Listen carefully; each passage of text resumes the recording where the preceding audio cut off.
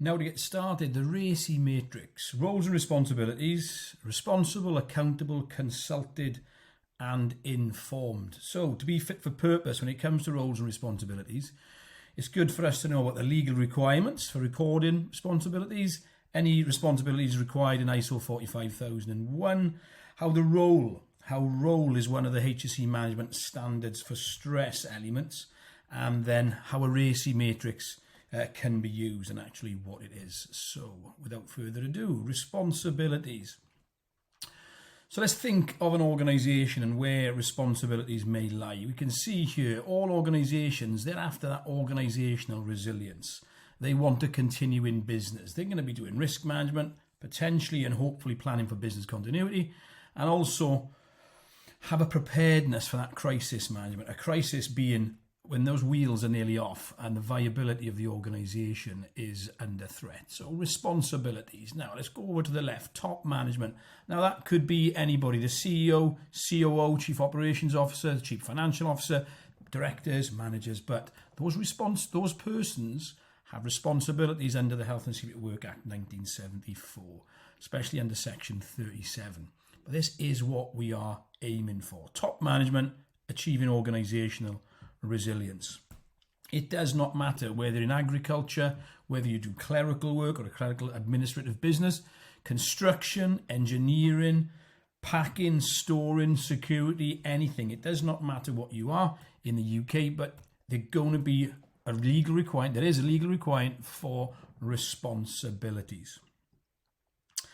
And one of those main responsibilities is that health and safety policy. And you can see here 3 parts: statement of intent, responsibilities, and then the arrangements. So the responsibilities we can see are in part 2. There's going to be lots of responsibilities. So what we're going to need inside that organisation is competent health and safety advice. A responsibility itself, a duty I should say, or legal requirement under Regulation 7 of the management regs. Responsibilities for writing those risk assessment. People really do need to be competent to do that. Hazard identification, risk assessment, and then determining controls. Consultation, participation, engagement. There are specific regulations for that as well. So these become those legally required responsibilities that we should know, and we may need to get that competent advice on. Training, of course. Who is responsible for designing the training plan, delivering the training internally, externally? Again, requirement under the management regs. Construction law duties. This is an important one because we've got principal designers and principal contractors.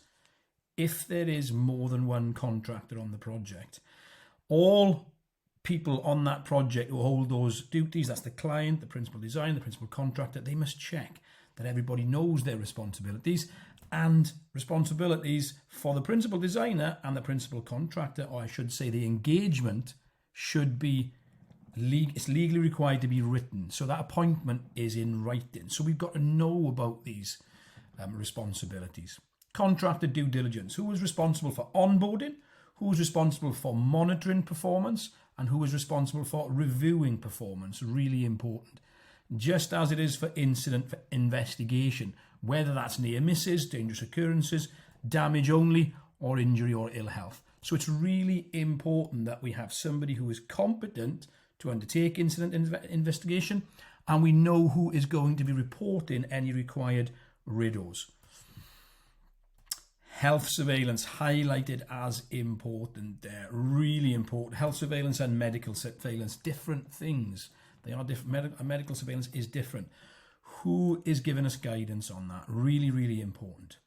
And then just flying in there, that emergency response planning. Now, if you've got ISO 45001, there is a requirement within that. But of course, within law as well in the UK, we must have in place systems for emergency preparedness and response. So whose responsibilities are they? Is that documented? Very much the same if we look at equipment, training, maintenance.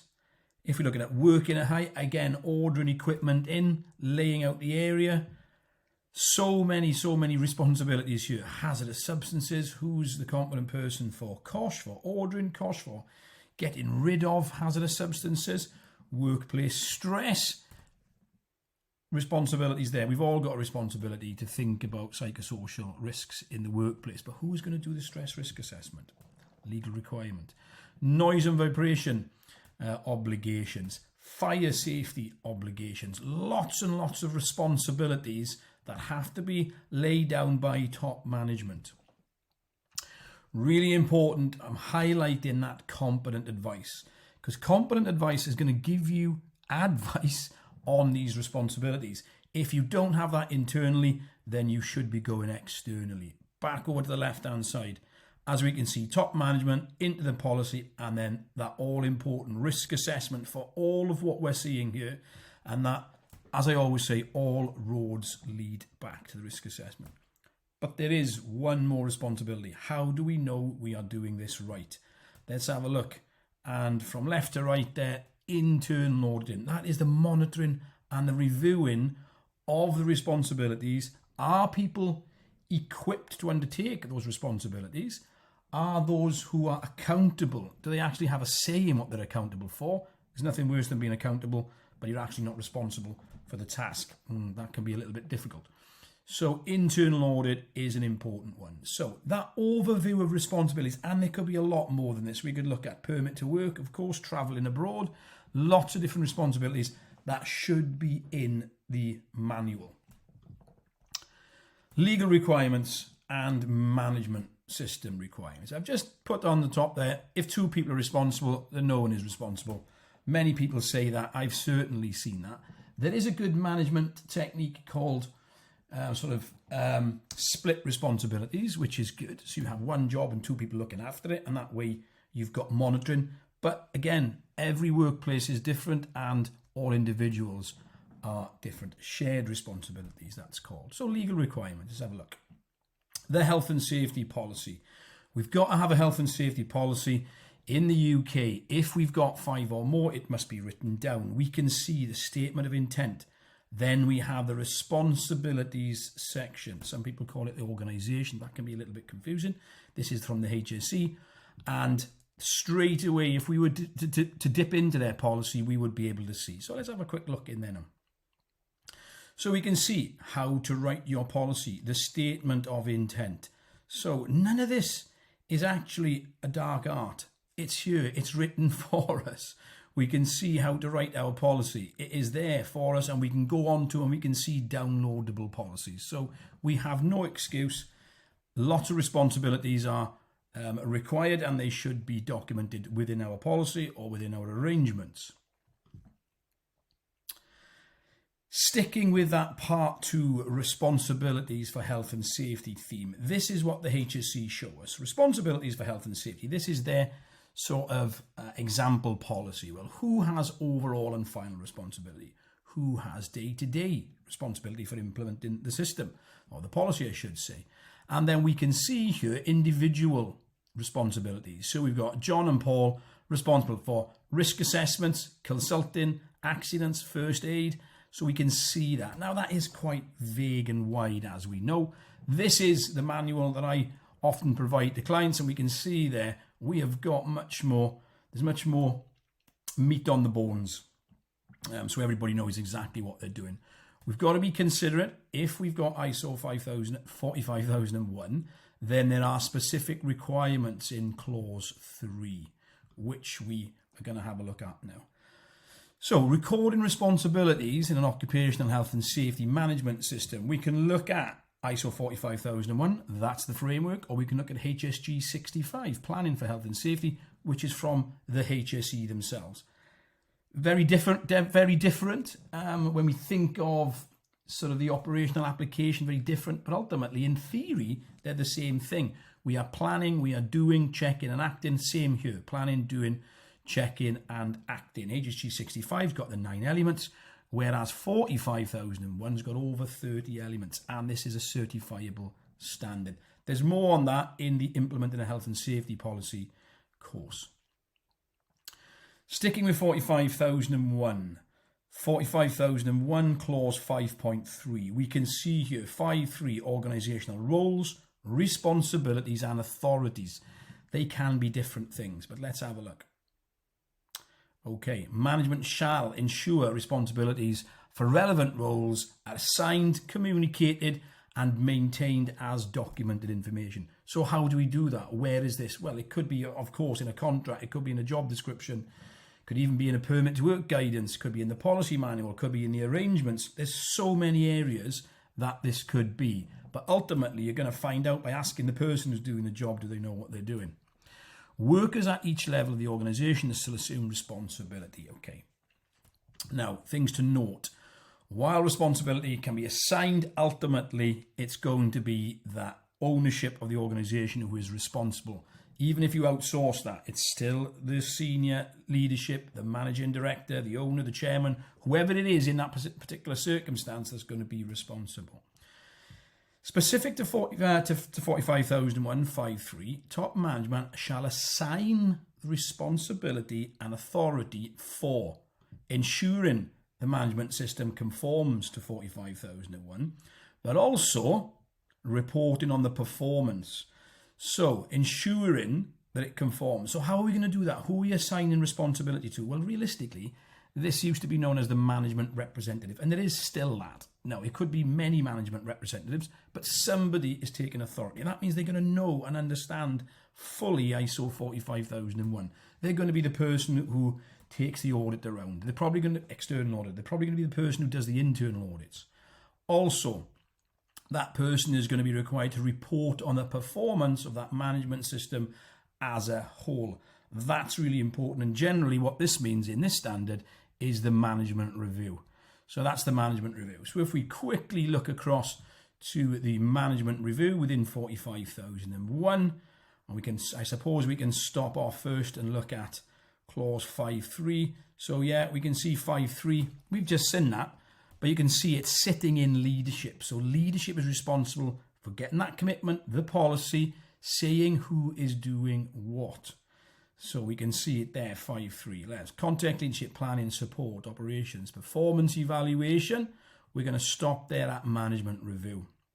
Because what we've just said is this person who's responsible for reporting on the performance, and that could be multiple heads of departments as well, don't get me wrong, but it's good for us to consider it as the person who gives information within the management review, because in here we are reporting on the management system, considering all of the requirements, whether that's legal, whether that's a risk, that is who is in control, non-conformities, incidents, audits, there's lots of it.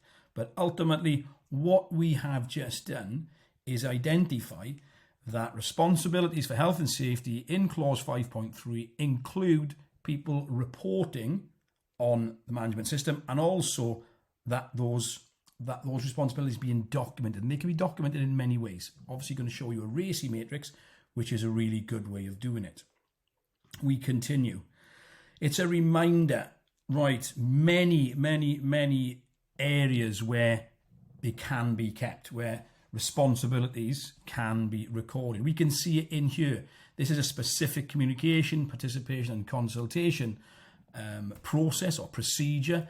And as you can see in there, I mentioned organizational chart. I'm mentioning individual site managers having responsibilities for meetings, responsibilities for external communication. So there are multiple areas where responsibilities will be kept.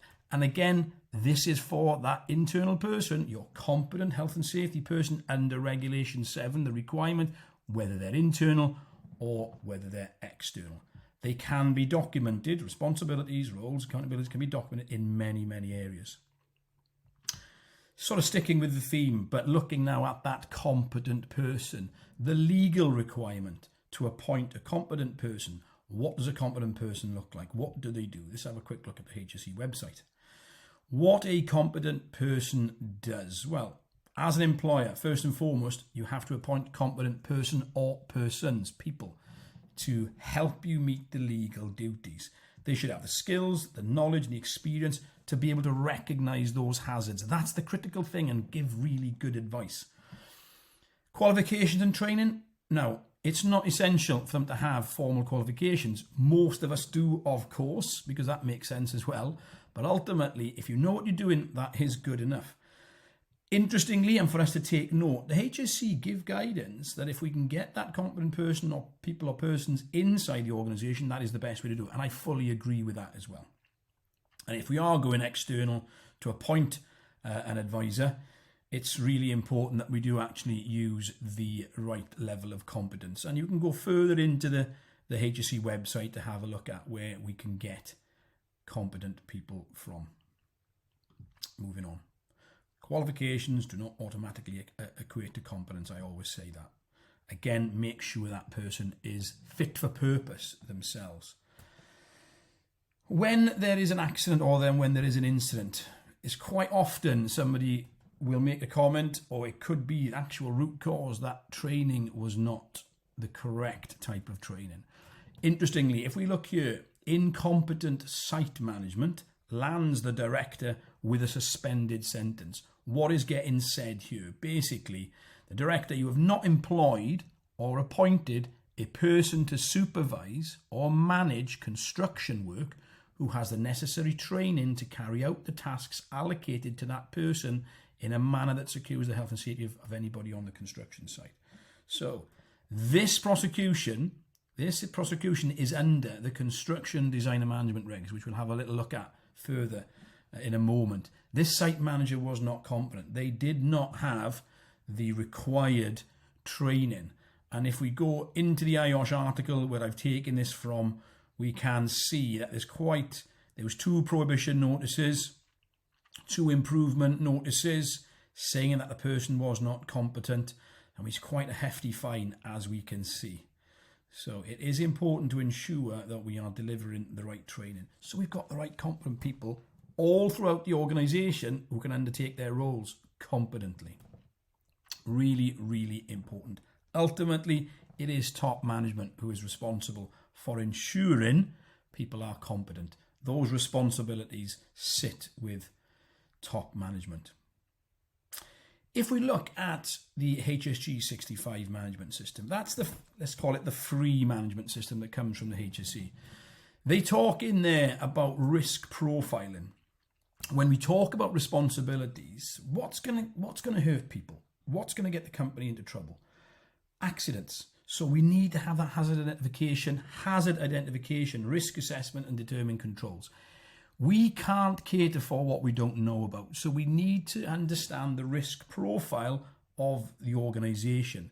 The risk profile. Every organisation is going to have a different risk profile, whether you're construction, whether you're security, working in Somalia, Afghanistan, Iraq, no matter where you are, working in a library, working at height, demolition, in a quarry, whatever it is. There's going to be different risks. So by risk profiling, we're looking at the nature and the level of threats. Threats, I wouldn't use that word personally, unless it's security, but that's fine.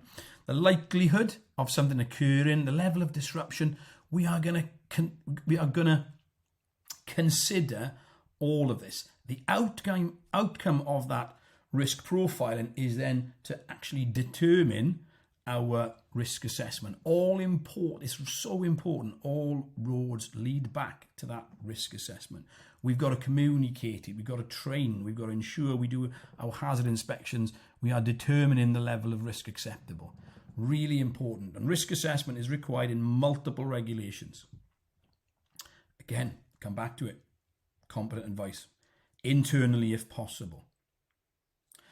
Now let's look at some responsibilities under CDM. This is not confusing when you know it, but nothing ever is it? However, lots of organisations, even construction companies, even architects, they don't fully understand these regulations. They understand them sort of loosely, but not fully. So let's go through, and I want us to consider the importance of responsibilities, because they're actually duties as well, legal duties. So we have a client, we have a construction project. A construction project under CDM is in 2 phases. That's the pre-construction phase, and then we have the construction phase. Importantly, in the pre-construction phase, this is the design phase when we are designing safety into the project. Really important. If we have a construction project with more than one contractor, we're going to have a principal designer. There is a responsibility for the client to appoint that person in writing. Now, if the client is domestic, then some of those responsibilities are going to pass across to the paid service, the contractor, the designers, the architects. That's really important. But if they're actually a commercial client, when that client has full responsibilities under CDM. So we can see it does depend on what is going on. The client has a duty to give a brief. That brief is really important because it sets the restrictions, the timelines, the budget, the constraints. There is a responsibility, a duty for the health and safety file to be passed on to subsequent projects. There is a responsibility, a duty for pre-construction information and for the principal contractor to ensure that they have considered the 20 health and safety requirements required in Part 4 and when they produce their construction phase health and safety plan or when they are appointing contractors themselves. There is a duty to implement, to notify the HSE with the F10 under certain circumstances. Look at these duties and responsibilities. This is for construction projects. Every construction project, no matter what it is, requires a construction phase health and safety plan, and all of this must be considered. Phase 2, the construction phase, the principal contractor, responsible, welfare, but the client is also responsible for the welfare. The principal contractor should have planned for that. They should have accounted for that when they put their bid in for the work. Site security, responsibilities, Regulation 18, really important. Too many children get killed on construction sites. And that health and safety file now has come all the way down because that's going to be handed over at the end of the project. What does that file look like? Really important. Only required if there is more than one contractor on the project. The principal designer may still be in control. If they are, or if they've left the project before the end of the project, then the duty to hand over and sort out the health and safety file goes to the principal contractor. Duties, duties, duties. How are we going to remember all these duties? It's really important, as we can see, the client has overall responsibility for that project.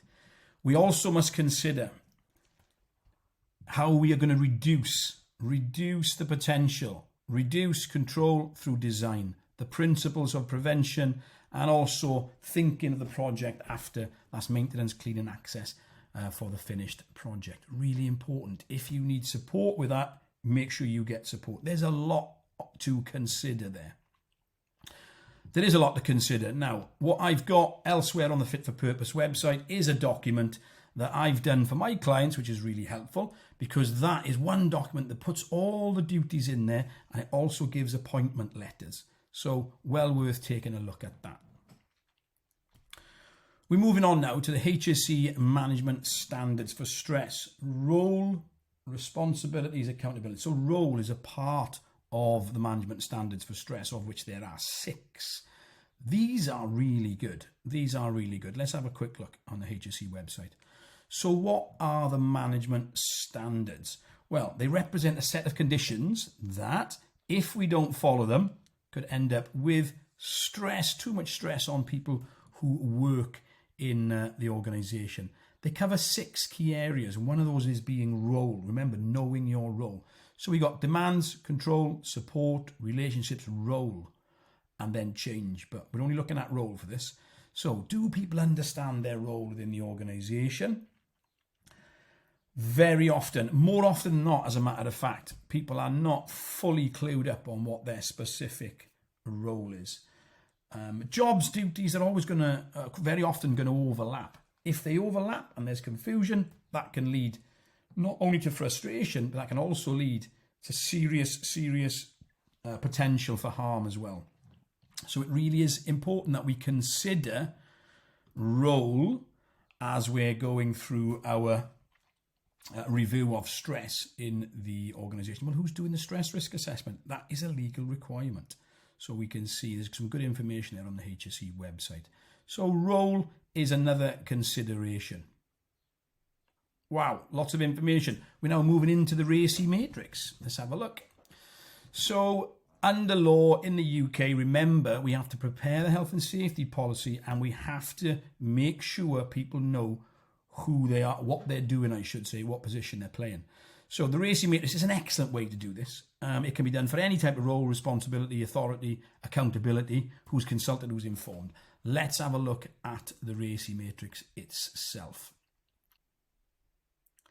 So here it is, the RACI matrix, organisation and roles, responsibilities and authorities. This is the document you are going to be able to download.